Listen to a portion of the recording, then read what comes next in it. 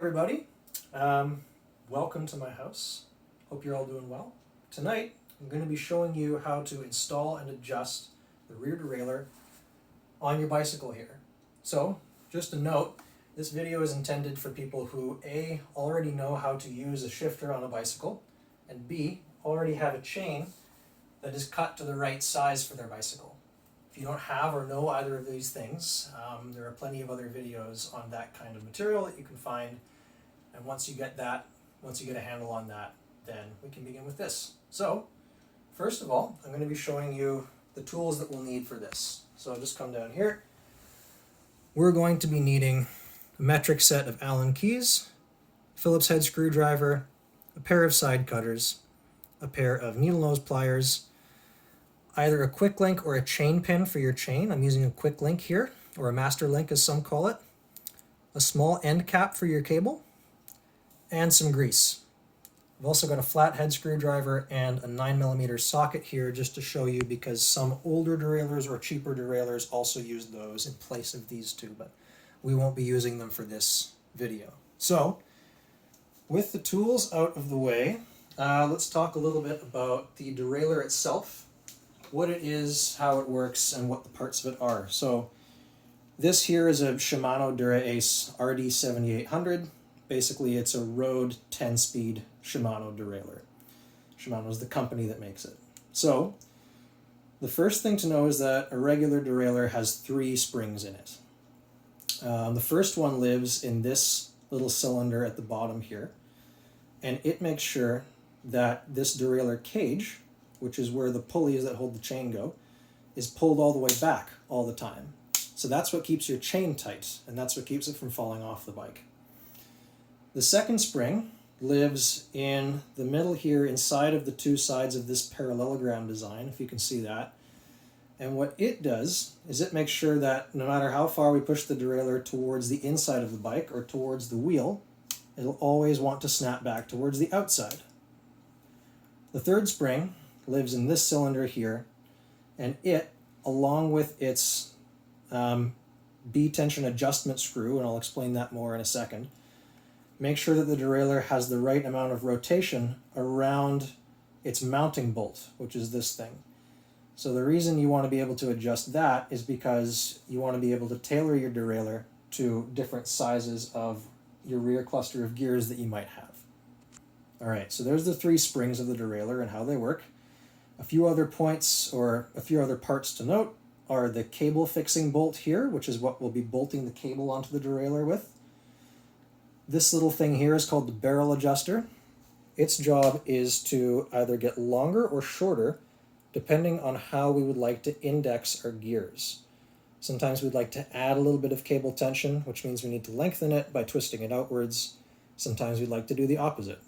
That'll all be explained in a moment when we install it. These 2 screws at the back here, these are called the limit screws.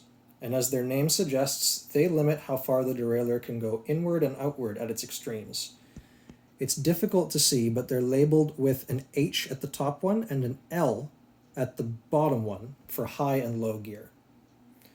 As I mentioned before, this threaded piece along with its bolt at the front, which is hard to see in there, that is the derailleur mounting bolt. This is the B-tension adjustment screw. Hang on to that one in your brains.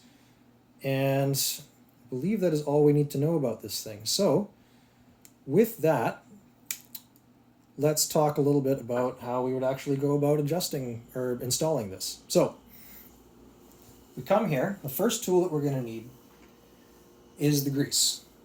So I'm using a grease gun, but you can use basically any grease from a pot or whatever. And we just want to put a little bit of it onto the threads like that. And I'm going to take my finger and spread it around on the threads to make sure that they don't seize up over time. Wipe my finger off on my rag here.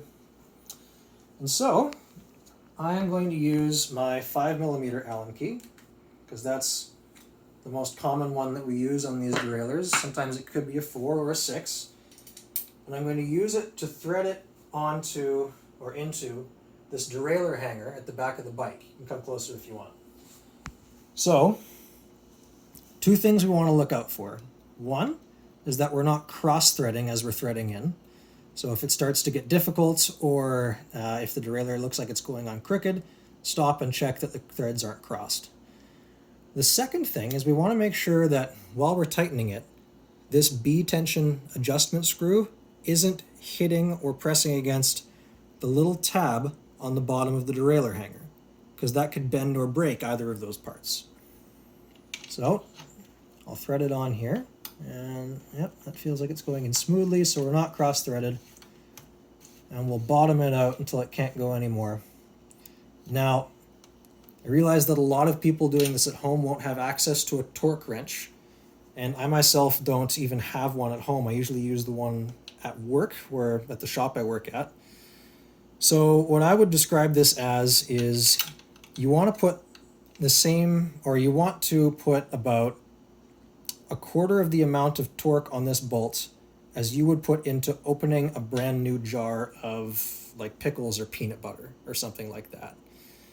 So I just used 2 fingers and tightened it fairly firmly so it won't come undone, but nowhere near tight enough to damage the threads. Once that's done, now we want to work on attaching our chain.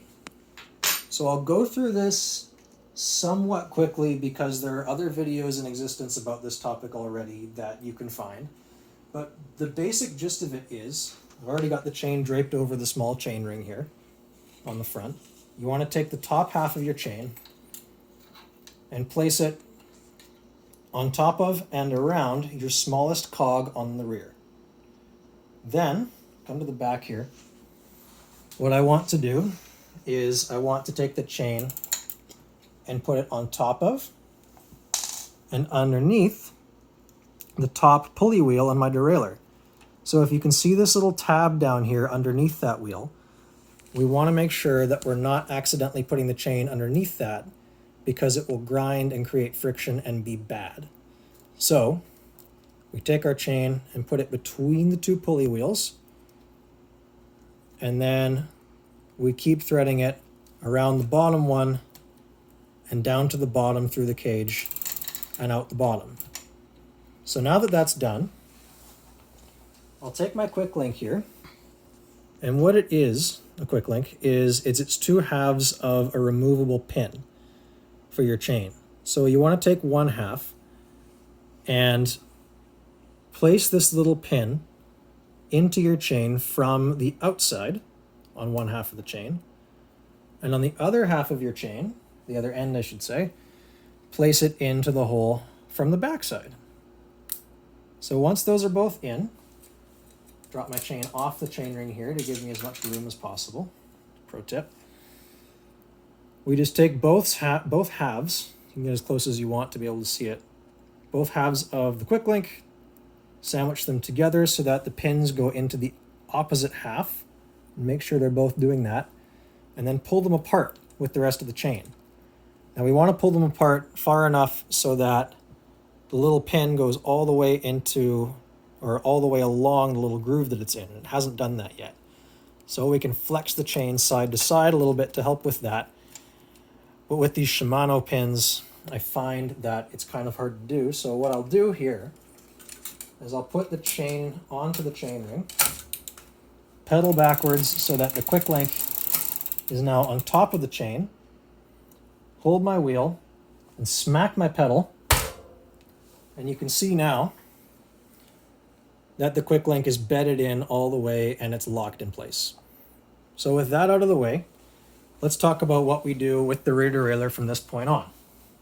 Next, we're going to be taking our Phillips head screwdriver and adjusting the high limit screw, because we're in the high gear right now. So the high limit screw is the top one on this derailleur. And if you come from the back, what we're going to be looking for is whether or not, right behind here, is whether or not this sprocket is directly in line with the top pulley of the derailleur. So I'm going to look at it from the back here too, and it looks like we're pretty much dead on. So I'll just back it off a little bit so that you can see what happens. Do you see how when I back that off, the top pulley starts to come out more in that direction. When I tighten it, the screw won't let the derailleur go that far out. So I tighten it until it's directly in line again. And once I'm sure it's in line, I like to give it another quarter turn looser so that it's easy to shift into this gear later on when you're actually riding. All right, there's the limit screw set for the high. Now what we want to do is we want to take this cable. We want to take this cable with the housing that's on it, and we want to pass it through the barrel adjuster towards the cable fixing bolt here. So before we do that, actually, I like to wind my barrel adjuster all the way in minus one full turn. And the reason we want it so far in is because more often than not, we're going to be backing off the barrel adjuster at the beginning in order to get enough cable tension to be able to shift up a gear. That'll all be explained in a second. So we take the cable, pass it into the barrel adjuster. You can see it's coming out the other side, and pull it tight and make sure that the end of the housing, the ferrule there, is bedded into the barrel adjuster as far as it'll go. I want to make sure the other end of the housing is bedded into the frame properly too, just in case, which it is. And so now I want to grab my needle nose pliers and my 5mm Allen key again. And I want to take the end of my cable with the needle nose pliers and just pull until there's no slack in the line anymore, and I'm not pulling a whole lot, I'm just pulling so that there's no looseness. Back off the bolt just a little bit, and I want to place the cable at the back of the bolt between this little plate under the bolt and the derailleur. Some derailleurs call for the cable being placed in front of the bolt and between those things, but for most Shimano derailleurs up to 11 speed, you'll want to place it behind. So I'll tighten that down with the needle nose pliers pulling the whole time, and the amount of torque I want to put into this is just a little bit less than we put into that mounting bolt at the beginning. Not nearly enough to damage the threads, but enough that it won't come loose. So if this was a new cable, I'd need to cut it 15 to 20 millimeters away from this bolt so that it's not too long, but we can still work with it. Then I will take two other things, my pair of side cutters and my tiny little end cap for my cable. Put the end cap on and crimp it gently with the side cutters. It doesn't take much force at all, and it's quite easy to accidentally cut through it, so just use a little bit. All right, now that that's on, I'm going to show you a little trick so that you can eliminate about 95% of the adjustments that you'll have to do over the life of this cable and housing that you have here. You may have noticed when you buy a new bike or you ride a fairly fresh bike that the shifting will come out of adjustment over time. This is due to the little caps on the end of the housing nesting onto the housing more and more tightly as we use it, effectively making this housing shorter and shorter. So what we do to mitigate that is I grab my derailleur such that it can't move inward if I tried to, and then I take my shifter and then I give it one click up, two clicks up, as many clicks as it takes in order for the cable to become tight and my derailleur to want to pull this way, but I'm not letting it pull that way.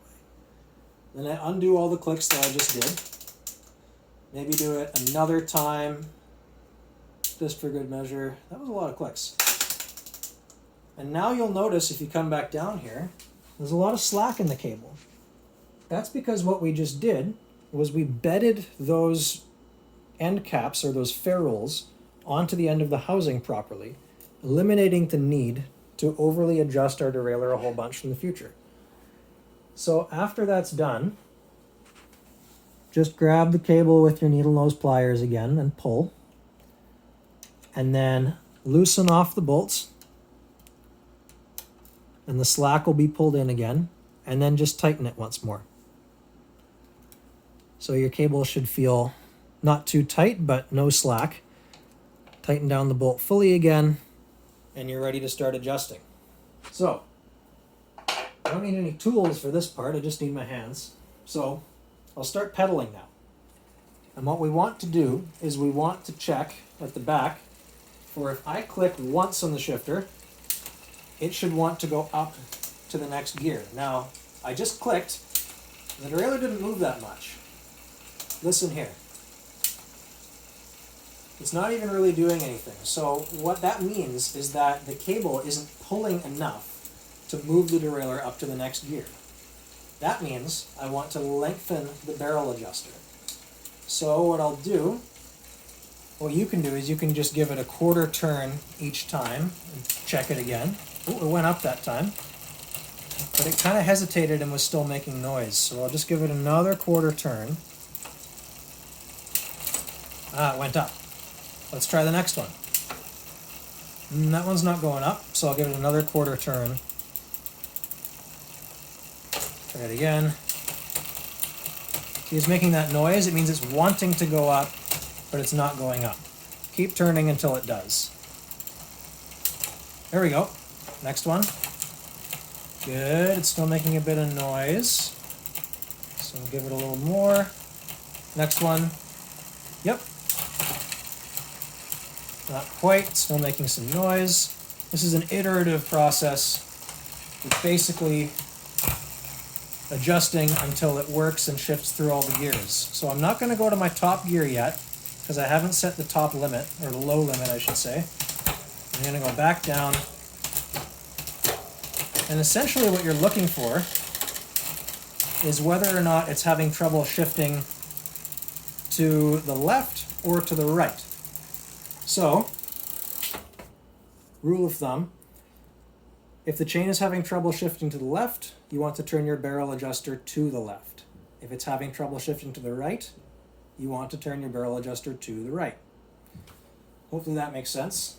And now that we've got our indexing working pretty well, I almost feel like it's another quarter turn just to get rid of a little bit of that hesitation. Yeah, there we go. Now what we want to do is shift up into the last gear here, and we want to do this slowly because it might be that our low limit is so far out that we could accidentally shift in between the cassette and the spokes. This is bad because your chain could get stuck in there and it can damage the spokes and they might need replacement if that happened when you were riding. That probably wouldn't happen when it was in the stand, but we still want to be careful. So we can do two things here. First, we're going to adjust the low limit. And this is very similar to adjusting the high limit like we did here. Except if you look from the back, we can see that this sprocket and this pulley are pretty much directly in line. But I can still push my derailleur outward, or I should say inward, towards the wheel. We don't want that. We want it to be able to be in line with this sprocket and no further. So I take my low limit and I dial it in until I can't push my derailleur past that sprocket. A little bit of play, just a little by little until you can feel that you can't push past that sprocket. So there we go. Some people like to give it a quarter turn back from this point afterwards, but I don't feel like this is necessary. In my experience, you should always be able to shift into the last cog when it's like this.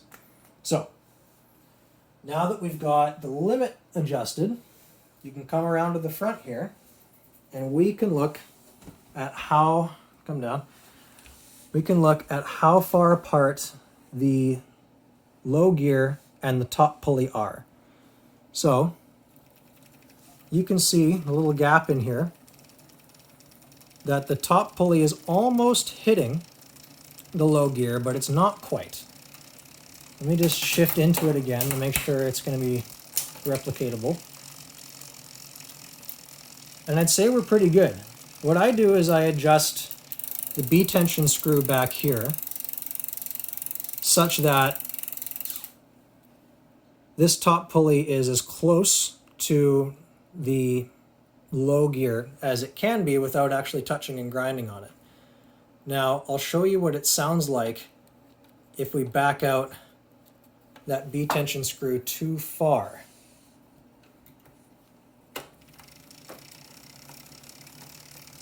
So it might be hard to hear, but you can hear a little bit of a knocking.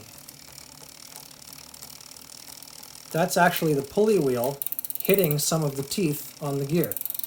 So you want to increase or dial in this B-tension screw, shift out and then back in after each adjustment until that goes away. I think it might just need a little more distance here. Shift out, shift back in, and we're close to that low gear but not touching it. That is what's ideal. So we've got the limit screws adjusted. We've got the B-tension screw adjusted. Now what we want to do in the final step in the stand here is to refine the indexing to get it exactly spot on. So what I do for that is I come all the way back down to the high. That noise is just the front derailleur. And what I want to make sure is that I can do 2 clicks, 1, 2, while not pedaling, and my chain will still shift up to the correct gear within 1 pedal stroke. And you see how it didn't there, it just shifted up now. That means it needs a little more tension still. So we back out our derailleur, or our barrel adjuster again. We'll go back down and try it again. 1, 2 clicks, and it went up within 1 pedal stroke. So that's pretty good. Let's try the next 2. 1, 2. Went right there, made a little bit of noise, but let's see the next 2. It's still making a little bit of noise. Another quarter turn. That one went. So we want to make sure that we can do it in the other direction as well. 1, 2. 1, 2. That looked good. Back up again. 1, 2. 1, 2. All right. Shifting pretty fast now. So let's just check it in the big ring as well. Shift to your large chain ring. And it should be the same shifting.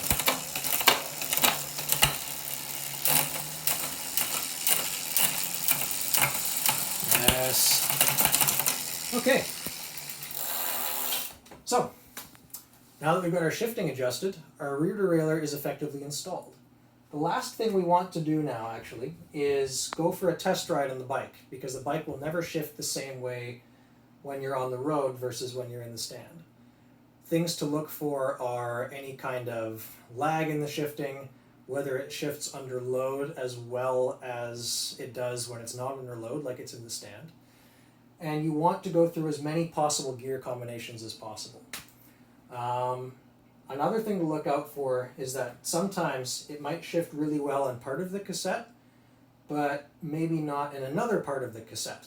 So it could shift perfectly in the bottom half, and then in the top half you might find that it's lagging when it's going up or something like that. If you run into a problem like this, what's likely the cause is either a little bit of friction in the cable housing, or more often than not, a bent derailleur hanger. So aligning your derailleur hanger is another one of those things. That's a good topic for an entirely separate video. But that's what would cause that kind of error. With that, I believe that's everything you're going to need to consider for 99% of all derailleur installations. So with that, go ahead and try it, and all the best. Thank you.